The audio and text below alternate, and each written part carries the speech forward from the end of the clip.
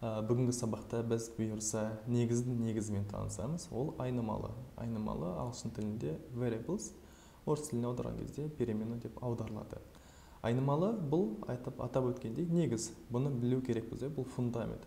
Яғни осы терминнің осы негіздің үстіне басқа да ғылымдар құрылады. Мысалы ретінде объект-ориентированное программирование, класс, функция болсын, осы негізінде құрылады. Енді біз алдымен бірінші өзіміздің проекттің структурасын жасап алайық, папкаларды дайындап, алғашқы файлдарымызды құру қажетпіз. Ол үшін біз рабочий столға кіріп, мышканың оң жағын басамыз. Мына жерден біз өзіміздің папканың атын JS деп қойсақ болады. Осы жерге сабаққа сай біз арнайы папка құрамыз 01. Яғни біздің айнымалы бірінші сабақ айнымалы туралы. Біздің папка дайын, енді осыны біз өзіміздің VS Code'да ашу керекпіз. Ол үшін VS Code'да ашып, мына жерден папканы таңдау деген батырманы басамыз. Папканы таңдап, осы жерден рабочий столды таңдаймыз, және де біздің JS осы жерден 01 папканы таңдауға қажетпіз. Таңдадық. Біз өзіміздің папканың ішіне кірдік, ішінде ештеңе жоқ, іші бос. Енді біз өзіміздің алғашқы HTML файлды құрамыз, index.html файлы.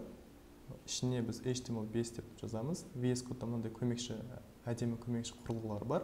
HTML5-ті басатын болсақ, біз үшін барлық структураны құрып береді. Сабаққа сай атын біз айнымалы мен танысу деп қойығы. Бізде айнымалы мен енді біз өзіміздің алғашқы JavaScript файлымызды осы бір парақшамен жалғау керекпіз, байланыстыру керекпіз. Ол үшін бізде HTML-да арнайы тег бар. Оның аты scripts деп аталады. Осы жерден script src-ді таңдаймыз. Енді өзіміздің мына жерде біз алғашқы JavaScript файлын құрамыз main.js.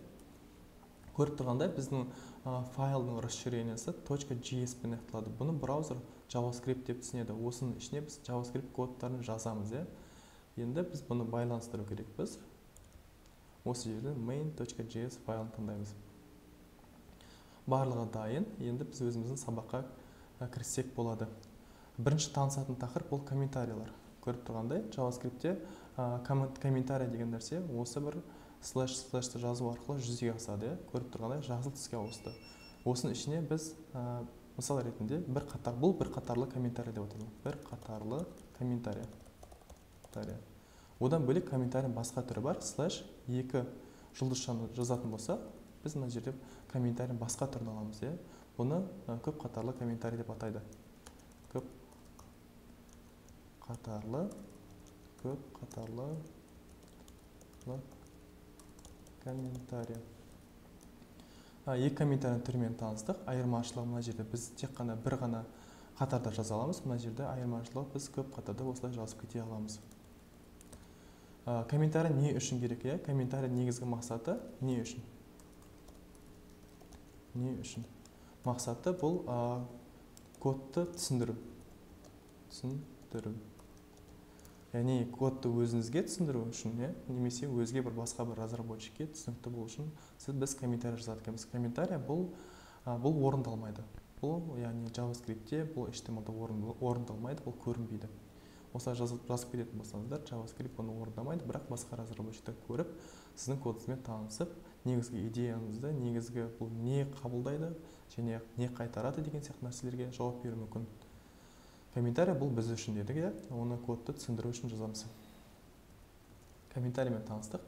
Ал енді бүгінгі біздің сабақтың негізгі тақырыптары ол комментарий.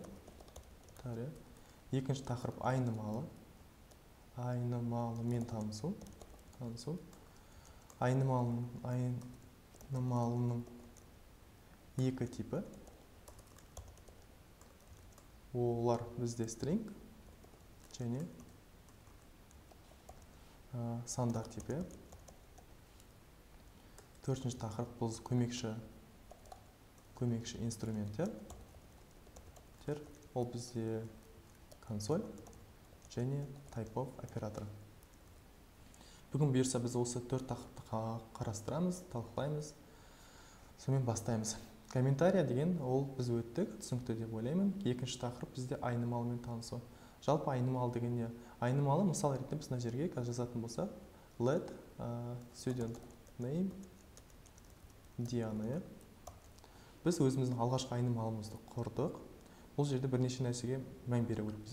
Айнымалыны құру үшін біз мына жерде let деген арнайы кілте сөзді жазу керекпіз. Көріп тұрғандай, бірінші сол жақта let кілте сөзі жазылады. Осы арқылы біз JavaScript-ке алғаш өзіміздің айнымалымызды құруды біз ниет қылып жатырмыз. Міне. Және біздің айнымалының аты student name. Оның мәні Диана. Мына жерге комментарий ретінде жазып қойын. Let кілте сөзі арқылы айнымалыны құрамыз. Екінші, айнымалының аты бізде бұл бірнеше ережені ұстану керекпіз. Айнымалының аты бұл бізде бірінші ереже айнымалының аты ағылшынша болу керек. Ағылшынша болу керек. Екінші ереже, біз мына жерге орысша, қазақша, арабша жазудың қажеті жоқ. Айнымалының бір стандарт бойынша ағылшын тілінде жазамыз. Екінші, айнымалылар бізде сандардан басталмайды.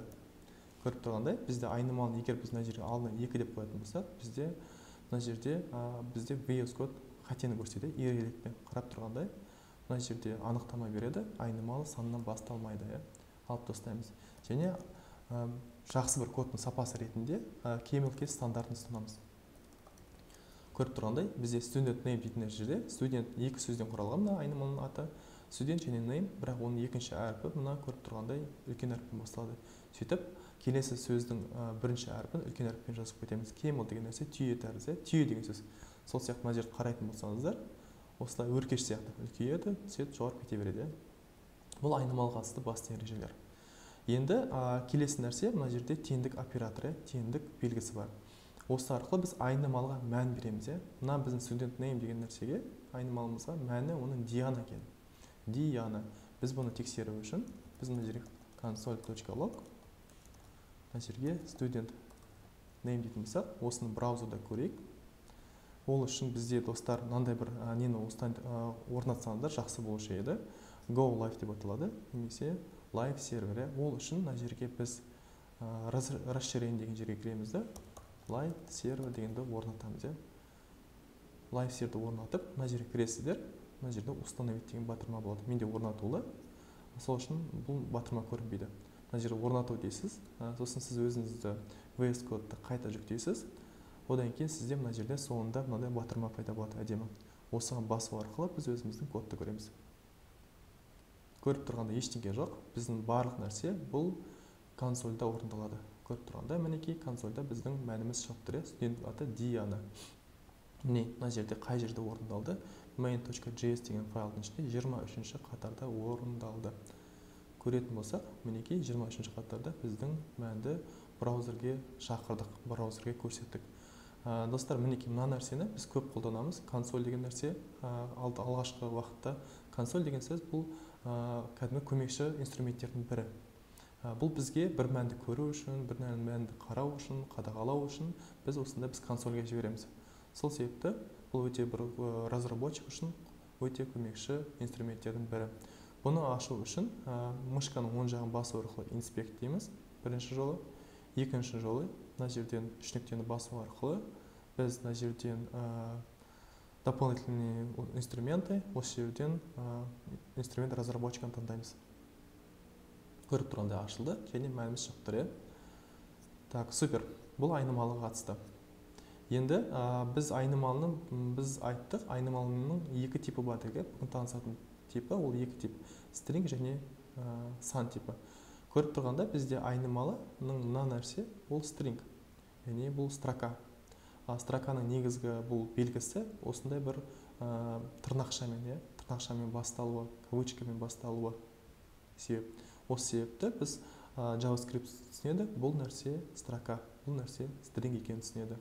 Енді біз басқа да бір айнымалыны құрайық. Мысал ретінде Диана ханымның несін айтатын болсақ, жасын айтатын болсақ, мысалы 23-те student age 23.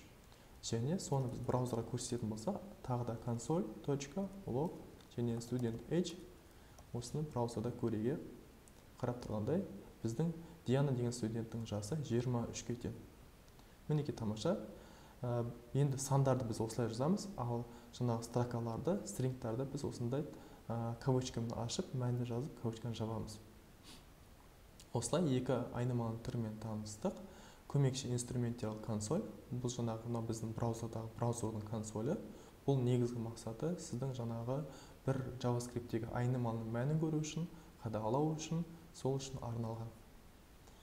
Type of деген нәрсе, бұл тағы да бір қосалқы көмекші инструменттердің бірі. Мысал ретінде сіз мынау айталық мына бір нәрсені көргіңіз келетін болса, біздің айнымалының типі қандай екенін көргіңіз келетін болса, ол үшін console.log type of айнымалын жіберетін болсаңыз, мына жерге student age, сіз мына бір біздің айнымалыны, student age деген айнымалының типін көресіз. Оның типі сан екен, number. Мінекей достар, біз өзіміз алғашқы сабақты бітірдік. Бұйырса біз ары қарай келесі сабақтарда айнымалы туралы тағы да жалғастыратын боламыз.